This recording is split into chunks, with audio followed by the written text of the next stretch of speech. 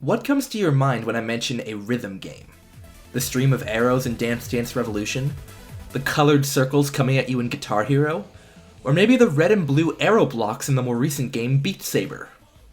These games are great in their own right, but share one common limitation. They function relative to existing pieces of music. These games are nothing without their songs that already have an established identity outside the world of the game. So while slicing blocks to the tune of a Lil Nas X song is undeniably fun, it works in part to Lil Nas X's efforts that have nothing to do with Beat Saber. In contrast, the game we'll discuss in this video, called Thumper, works differently. All the games mentioned before are predictable. Objects come at you, and you react accordingly.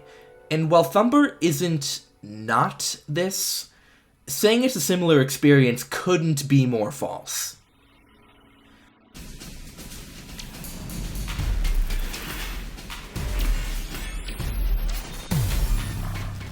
Unlike the carefully structured world of a Guitar Hero, Thumper is overwhelmingly fast and destructively violent. Jacob Geller, a renowned YouTube video essayist, describes the game well. As you scream down these tracks, hitting the buttons and curves as the beetle feels less like intentional control inputs and more like ricocheting.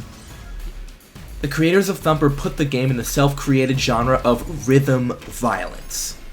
And if you don't know what that means, well, you do now.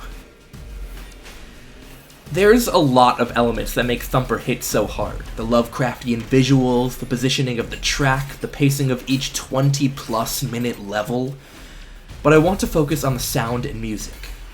Unlike in normative rhythm games, where the level is built around the song, Thumper demands the music be built around the level. And the music is unlike anything I've ever heard.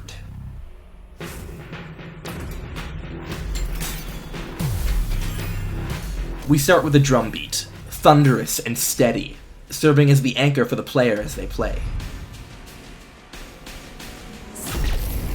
What's insanely cool is that for each of Thumper's levels numbered 1 through 9, the level number indicates the drum beat's time signature, or the number of beats in a measure of music. Time signatures in common music exist either as a multiple of 4 or a multiple of 3. Level 8 is a multiple of 4,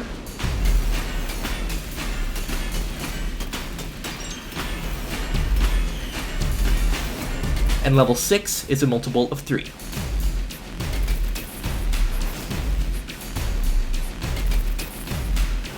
Now see if you can guess which level this is.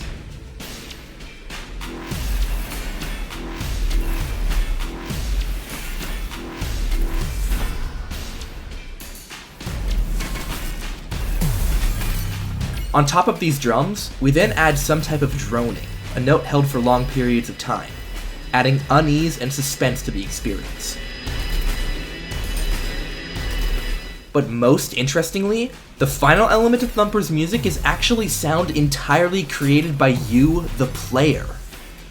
This isn't normal for most rhythm games. In Beat Saber, by cutting a block, all you get is a subdued slicing sound which takes a back seat to the track playing. In Guitar Hero, hitting notes doesn't make any sound. Not in Thumper. Every pulse, turn, ring, bar, hitting each of them makes a sound you can't tune out. And because obstacles come at you in an orderly manner, they become inseparable from the other musical elements. These sounds are diegetic in nature, but fuse themselves with the non-diegetic sound elements of the world, making for an adaptive, ever-changing industrial march. Speaking of adaptive, it's also worth examining Thumper's approach to difficulty, because it directly ties into the sounds you hear. Unlike other rhythm games, Thumper is noticeably lacking a difficulty option in the menu.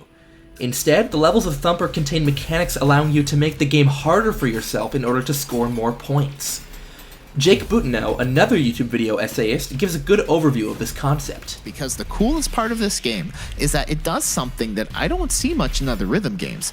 It doesn't really care much how accurate you are with your timing. The majority of obstacles are not even rhythm dependent. They show up on the beat, and you're rewarded for hitting them to the beat, but you are not punished for missing them on the beat. Thumper is unique because the mechanics actually required to continue progress in a level are so few you can count them on one hand. Here's what it looks like to do the bare minimum to survive, ignoring everything else.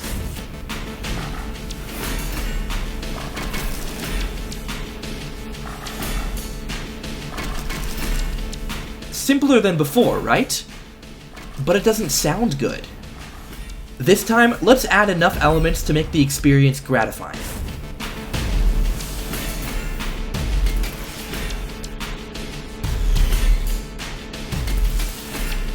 That's about what it looks like for a beginner to play Thumper. So what about an expert?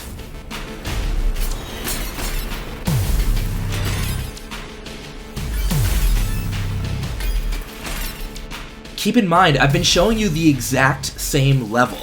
The only difference is how it's being played. As the player pulls off more complex maneuvers, the game rewards you not only with more points, but also with better sounds. Thumps are satisfying, but slams are euphoric. Turns are nice, but perfect turns while flying are ecstatic. All in part to what you hear.